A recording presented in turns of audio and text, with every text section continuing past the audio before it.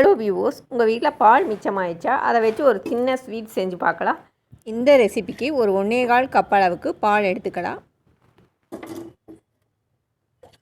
அதை ஒரு குண்டால் ஊற்றி அடுப்பை பற்ற வச்சு நல்லா கொதிக்க விடலாம். அந்த 1.25 கப் பால் 3/4 கப் அளவுக்கு சுண்ட வரைக்கும் நல்லா கொதிக்க வைக்கலாம். இந்த மாதிரி ஆடை வரதை எடுத்து விட்டுட்டே வாங்க. அந்த ஏடு உள்ளேயே இருக்கணும்.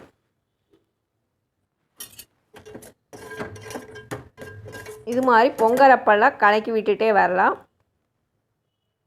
இப்போ பாலினுடைய அளவு கொஞ்சம் குறைஞ்சிருச்சு. இப்போ இது கூட கொஞ்சம் தயிர் சேர்த்திக்கலாம். தயிர் இல்லைன்னா எலுமிச்சம்பழ சாறு அல்லது வினிகர் சேர்த்திக்கலாம். பால் நல்லா திரிஞ்சு வரணும், அதுக்காகத்தான் நாம் தயிர் சேர்த்துறோம். தயிர் சேர்த்தி நல்லா மிக்ஸ் பண்ணி விட்டுட்டே வாங்க. பால் திரிஞ்சு வரலின்னா இன்னும் கொஞ்சம் தயிர் சேர்த்தி நல்லா மிக்ஸ் பண்ணி விட்டுட்டே வந்தால் கொஞ்சம் நேரத்தில் அது திரிஞ்சிடு.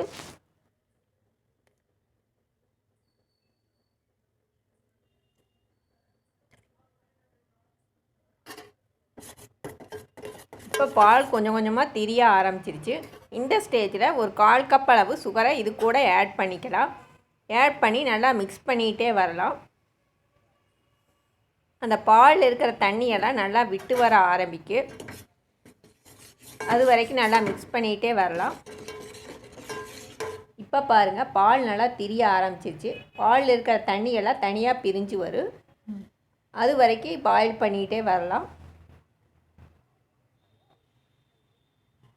நல்ல கெட்டியான பாலாக எடுத்துட்டிங்கன்னா இந்த அளவுக்கு தண்ணி பிரிஞ்சு வராது.